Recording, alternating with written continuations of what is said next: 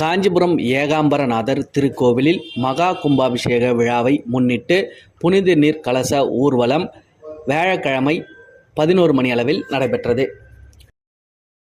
பஞ்சபூத ஸ்தலங்களில் நிலத்துக்குரிய ஸ்தலமாக போற்றப்படுவதும் 3500 ஆண்டுகள் பழமையான புராதன வரலாறு கொண்டதுமான காஞ்சிபுரம் ஏலவார்குழலி சமேத ஏகாம்பரநாதர் திருக்கோவிலில் 17 ஆண்டுகளுக்கு பிறகு கும்பாபிஷேகம் நடைபெறுவதற்காக 29 கோடி ரூபாய் செலவில் திருப்பணிகள் முடிக்கப்பட்டு வரும் டிசம்பர் 8ஆம் தேதி திங்கட்கிழமை மகா கும்பாபிஷேக விழா நடைபெற உள்ளது. இந்நிலையில் ஏகாம்பரநாதர் கோவிலில் ராஜகோபுரம் பிற சன்னதி கோபுரங்களில் கும்பாபிஷேக விழாவை முன்னிட்டு தெளிப்பதற்காக கங்கை, யமுனை, காவேரி, கிருஷ்ணா, கோதாவரி உள்ளிட்ட பல்வேறு புண்ணிய நதிகளிலிருந்து புனித நீர் கலசங்கள் கொண்டு வரப்பட்டுள்ளது.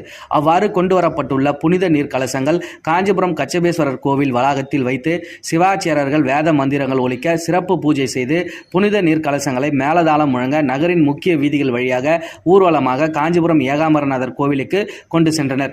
இந்நிகழ்வில் இந்து சமய அறநிலைத்துறை இணை ஆணையர் குமரதுரை, செயல் அலுவலர் முத்துலட்சுமி, கோவில் தணிகர்கள், சிவாச்சாரியர்கள் உள்ளிட்ட திரளானோர் கலந்து கொண்டனர். புனித நீர் கலசம் ஊர்வலமாக கொண்டு செல்லப்பட்டதை வழியெங்கும் காத்திருந்து பக்தர்கள் பார்த்து தரிசனம் செய்து சென்றனர்.